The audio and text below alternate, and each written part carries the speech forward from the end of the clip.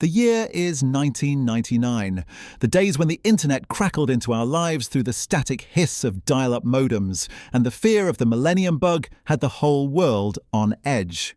While most kids were outside playing baseball or hockey, a boy who had just turned 15 in a quiet Florida suburb was discovering the power at his fingertips. Jonathan James, or as he was whispered about in the digital underground, Surem Raid. For Jonathan, computers weren't just a pastime or a shiny new piece of technology. He was a prodigy who wanted to understand how systems worked, how those enormous gears turned. But this innocent curiosity was about to transform him into the greatest and most terrifying nightmare American national security had ever faced. Are you ready? Because this isn't just a hacking story. This is the story of how a system was shaken by the very genius it created, and how that genius was ultimately destroyed. It all started with small steps. Things like changing grades in the Miami-Dade school system. But Jonathan's intellect couldn't be contained within school walls. He was far ahead of his time. He set his sights higher, the very top, the Pentagon. He infiltrated the Defense Threat Reduction Agency, DTRA.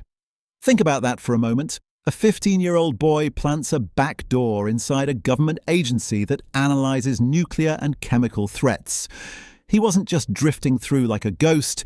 He was reading employees' classified messages, eavesdropping on their private communications, and collecting military passwords. In his own words, government security was so weak that getting in was as easy as a graffiti artist signing his name on a wall. But he was no vandal. He simply wanted to prove that he could be there. Was the Pentagon enough? Jonathan's answer was clear and decisive. No. In June 1999, he turned his attention to one of the most advanced systems in the world at the time, NASA. He penetrated the networks of the Marshall Space Flight Center no fewer than 13 times. And what he found there was astonishing. The source code controlling the temperature and humidity systems aboard the International Space Station. NASA was horrified.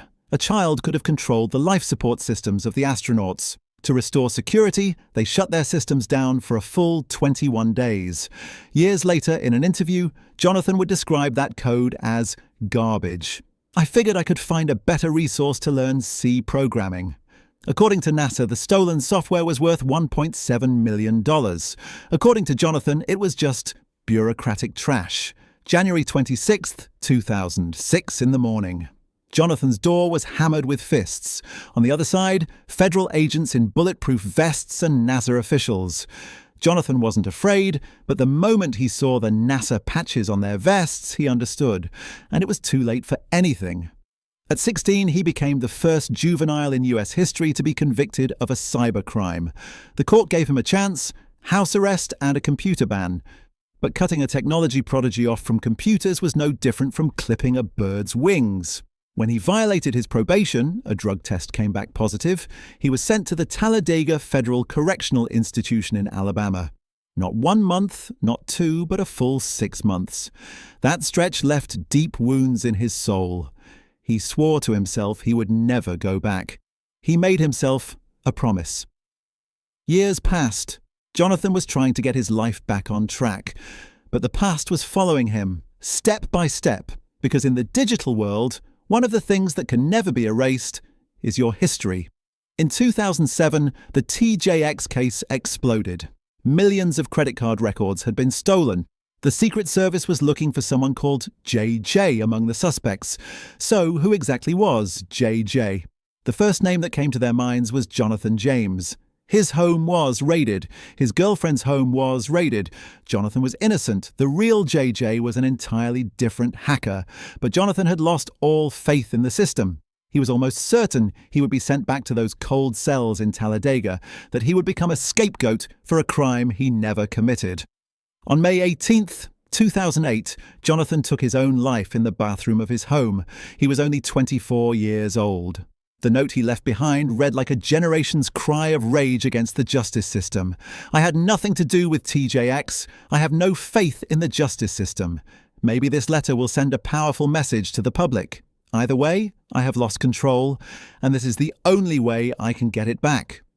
Was Jonathan a criminal? Or a tragic victim who exposed the cracks in a broken system?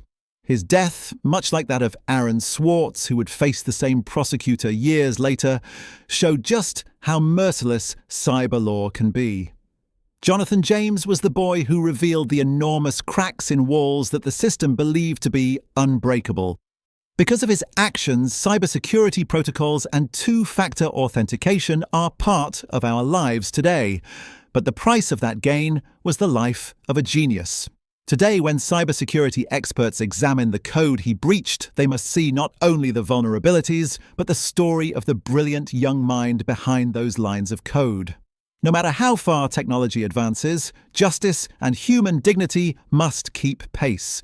Goodbye, CZRM Raid. Your story will echo forever in the heart of the digital age.